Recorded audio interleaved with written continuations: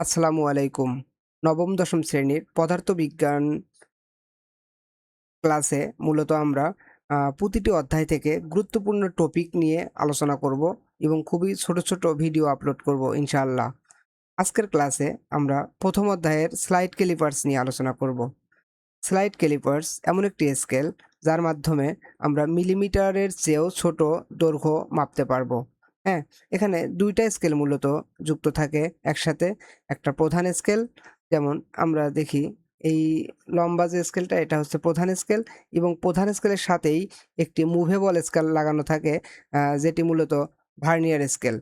এই স্কেলের উপরের অংশে ২ টা চোয়াল থাকে। এই ২ টা চোয়ালকে আমরা বলবো অভ্যন্তরীণ চোয়াল, যার সাহায্যে আমরা অভ্যন্তরীণ ব্যাস নির্ণয় করতে পারবো কোনো বস্তুর। আর নিচের যে চোয়াল সেটি মূলত আ বাহ্যিক চোয়াল এবং এর সাহায্যে আমরা বাহ্যিক কোনো ব্যাস বা বাহ্যিক কোনো দৈর্ঘ্য নির্ণয় করতে পারবো যেকোনো বস্তুর। ওকে? আমরা ভার্নিয়ার ক্যালিপার্সের বিভিন্ন অংশ দেখে ফেললাম। এখন আমরা গুরুত্বপূর্ণ কিছু অংশ দেখি। এখন আ প্রধান স্কেল আসলে কি? প্রধান স্কেল তো আমরা দেখলাম যে নন মুভেবল যে স্কেলটা সেটাই মূলত প্রধান স্কেল। কোনো বস্তু বা অবজেক্টকে আমরা চোয়ালের মধ্যে রেখে আ এর বাম পাশ থেকে মূলত প্রধান স্কেলের রিডিং নেয়া হয়। ওকে? হ্যাঁ, একে আমরা মূলত সংক্ষেপে বলি এমএসআর বা মেইন স্কেল রিডিং। ঠিক আছে? এখন আমরা দেখি যে ভার্নিয়ার সমপাতন কি? ভার্নিয়ার সমপাতন মূলত হচ্ছে যে ভার্নিয়ার স্কেলের যে দাগটা প্রধান স্কেলের যেকোনো একটা দাগের সঙ্গে ঠিক, ঠিক মিলে যায়। তো ভার্নিয়ার স্কেলের সেই দাগটাকেই বলা হয় ভার্নিয়ার সমপাতন। ভার্নিয়ার সমপাতনকে এন দিয়ে প্রকাশ করা হয়।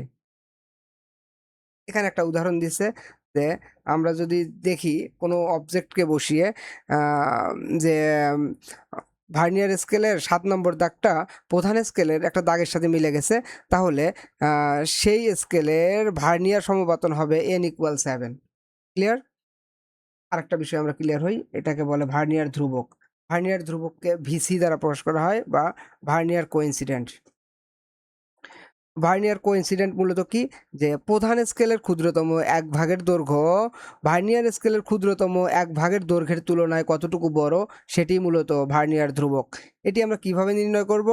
যে আম এটার সূত্র হচ্ছে ভার্নিয়ার কোইন্সিডেন্স ইকুয়াল আম প্রধান স্কেলের বা মেইন স্কেল ডিভিশনের ১ ভাগের দৈর্ঘ্য।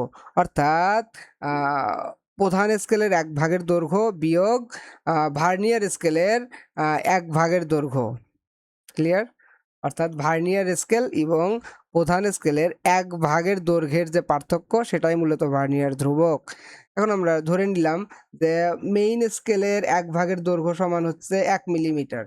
এখন আমরা দেখি যে মেইন এস আ ভার্নিয়ার স্কেলের ১০ ভাগ সমান হচ্ছে মেইন স্কেলের ৯ ভাগ। তাহলে ভার্নিয়ার স্কেলের ১ ভাগ সমান হচ্ছে আ মেইন স্কেলের ৯ ভাগ ১০ এর সমান। তার মানে কি? এটা হচ্ছে 0.9, এটা তো মিলিমিটার আমরা আগে দেখলাম যে ভার্নিয়ার স্কেলের ১ ভাগ সমান 0.9 মিলিমিটার। তাহলে প্রধান স্কেলের ১ ভাগ আর ভার্নিয়ার স্কেলের ১ ভাগের যে পার্থক্য সেটাই মূলত হচ্ছে ভার্নিয়ার ধ্রুবক।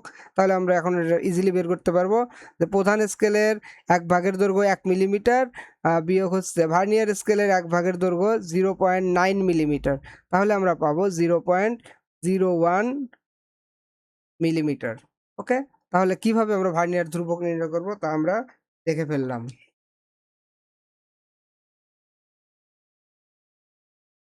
সরি।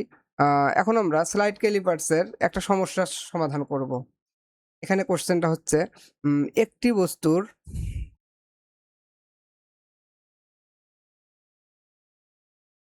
বস্তুর ব্যাস স্লাইড ক্যালিপার্স দিয়ে মাপা হলো।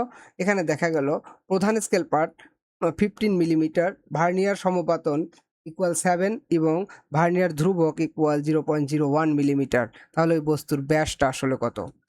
আমরা এখানে মেইন সূত্র পাবো যে উম মোট পার্টিকেল আমরা লিখতে পারবো main scale reading plus vernier সমপাতন গুণন হচ্ছে ভার্নিয়ার কোইন্সিডেন্স। ওকে? বা ভার্নিয়ার প্রধান স্কেল পার্ট, এটাকে আমরা বলতে পারি প্রধান স্কেল পার্ট প্লাস ভার্নিয়ার সমপাতন গুণন ভার্নিয়ার ধ্রুবক।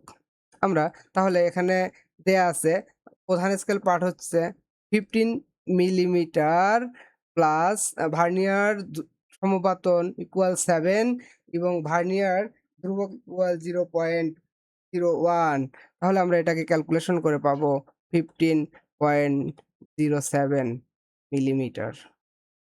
আমি আশা করব এইভাবে আমরা স্লাইড ক্যালিপার্সের বিভিন্ন সমস্যার সমাধান করতে পারবো।